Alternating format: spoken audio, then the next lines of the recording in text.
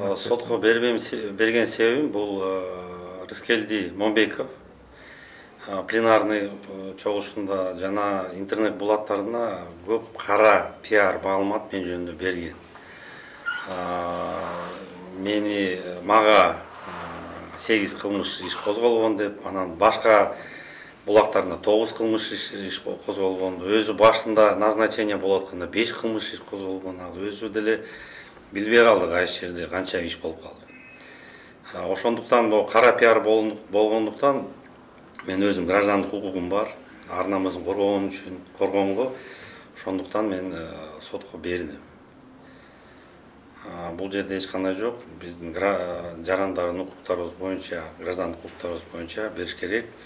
Анткени мен ойлойм, менде деле көп тааныштар бар, туугандарым бар, балдарым бар, алардын достору бар. Ошондой баягы туура эмес маалымат жеткиргенге алардын кандай ойлору болот. Ошондуктан мен өзүм коргош үчүн мен ушуну бергем. Өзү Рыскелди Чыныбекович юрист болсо, ошол каттарды жакшылап окуса, ал жерде эч кандай обвиняемый же подозреваемый деген сөздөр жок. Болгону баягы 8 иштин ичинде деп айтып атканынан 2 ишин деле мен свидетель катары өтүп атам. Баягы өкмөт жаңы бекитилип атканда, жогорку кеңештен өтүп атканда, ошондо деле өзү айткан жок. Башка депутат суроо бергенде мен ошондо эле айткам.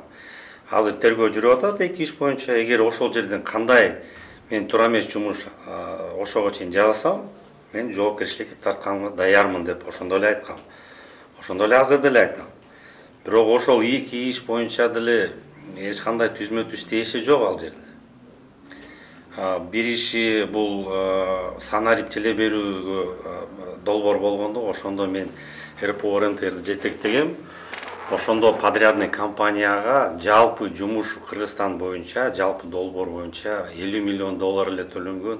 Ошол боюнча иш козголгон. Бирок ал тендерди ал кезде РПО РМТР телеком өткөргөн болчу. Ошондуктан свидетель катары. Бирок ал иш менин билишимче уже токтолгон. Анткени Украинанын компаниясы өзү толугу менен жумуштар доказать берген, актылар бар, кагаздар бар. Ошондо эле даяр болчу.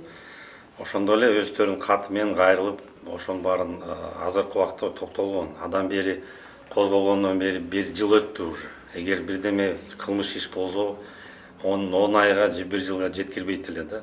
2 ай 3 айдын ичинде бүтмөк. Экинчи иши боюнча бул бүгүнкү интернет булактарына постановление чыгарып койгон, козголгон боюнча. Мен ошону айтып кетет элем. Козгогондо бул декабрь айында козголгон. Мурунку телеком жетекчилери өздөрү арыз жазып, бирок ошондо эле берген маалыматтары боюнча булар экинчи договорду көрсөтпөй ошондо берген да. Экинчи договорда зеркальный договор деп коет, ал ошондо Кыргыз Телеком посредник катары эле болгон.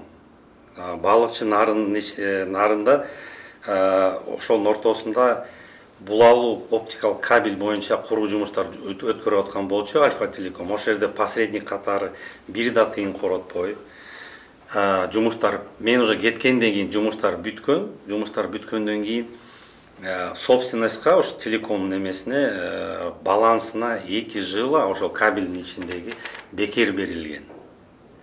Ошондо Нарын областынын тургундары, Кыргыз Телеком абоненттери сапаттуу интернетти ошондон баштап алып баштаган. Бирок ошону мен дагы кайталап коеюн, бир да тыйын коротпой. Ошондо ошол 2 жыла Кыргыз Телеком балансына да, доходуна да отурган. Ошондуктан азыркы убакта бул иш токтолгон, мыйзамдуу түрүндө токтолгон. Азыр мен билишимче уже жапканга аракет кылышат, анткени бул граждандык 2 хос субъектинин ортосунда келишим.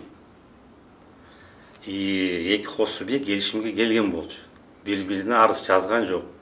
Бул жерде баягы мурунку Кыргыз Телеком жетекчилиги ошондой кылып койгон. Бир жагын көрсөтүп, экинчи жагын көрсөтпөй койгон. Бул 2 иш. Анан толугу документтер бизде бар. Мына 4 иштин документтери, отказдары, возбуждение в связи с отсутствием состава деп турат. Значит, бул да жок. Анан калган 2 иши мен билбейм, тиги ал жерде функционалдуу деле биздин эч кандай жоопкерчилигибиз жок ал жерде. Мен дагы свидетель катары өткөн да жокмун. Аны кандай айтып атат, мен ою барбы же кандай, мен ошону билбейм да. Ошондой болуп атат азыркы убакта.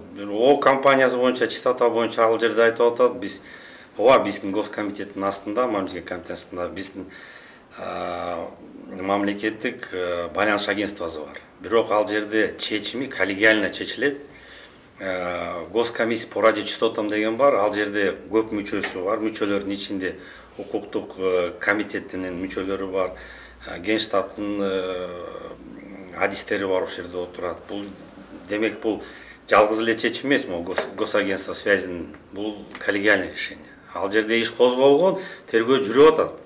Биз наоборот жардам берип атабыз ошол тергөө жумуштары боюнча. Анан бизди ошого кайра эле силер виноватсыңар, силерге козголгон деп тура эмес. Тергөөсү да бүт элек мурунку мамлекеттик агентствонун жетекчилигинде козголгон болуп атат да бул.